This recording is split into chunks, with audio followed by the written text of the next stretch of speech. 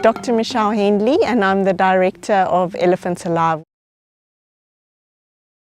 So we've been in the making for more than 20 years now, and we've got 3 primary research focuses. So the one is to fit collars to track elephants across international borders, so that's Great Limpopo Transfrontier Conservation Area.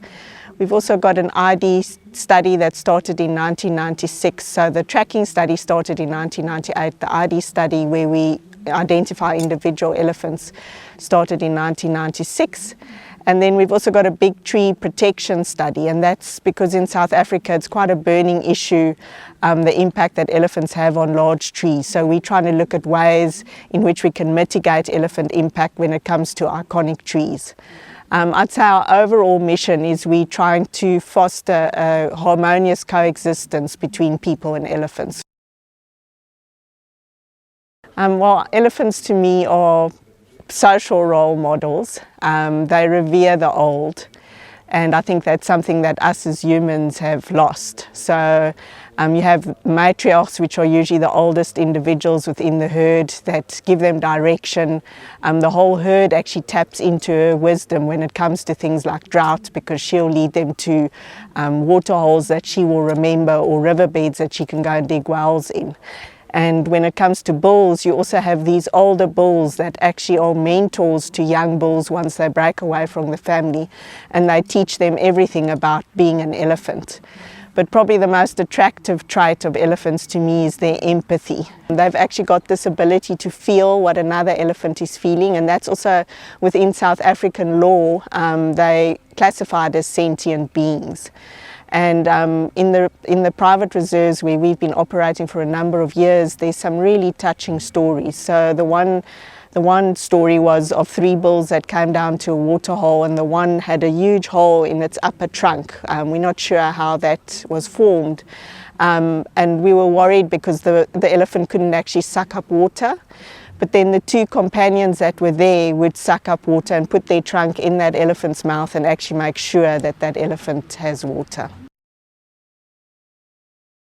Well, I'm very touched with the youth after interacting with them today. I mean, obviously what we're doing as adults is weighing heavily on their hearts. And I think if we're going to turn anything around, you've got to feel something for it. You've got to be a risk taker. And you've got to also interrogate your own integrity, because that's what's going to be necessary. And I just see these questions coming from the youth, where they're actually at that point in time where they're questioning, how can they make a difference, and how can I take this forward? And I know it's not going to be an easy journey, and I think that's what we as the older generation really want to see. Well, I would say, because it's a big task, but you mustn't lose hope. And I'd like to just recall that story of the starfish and the father and the son on the beach, and the little son that was distraught about all the starfishes on the beach and just kept running back and putting them in the sea, until the dad said to him, "What are you doing? You're never going to make a difference. Look at all these starfish." And he just looked his dad in the eyes, picked up another starfish, went to put it in the sea, and said, "I sure made a difference to that one." And I think when it comes to rhinos, because their numbers are so low, I mean, you've got Dr. Johannesburg that's flying one individual out to safety. We're at that starfish stage. Every single rhino counts. So I would say to any young person, even if it's one individual, you've got to try your best and try and make a difference.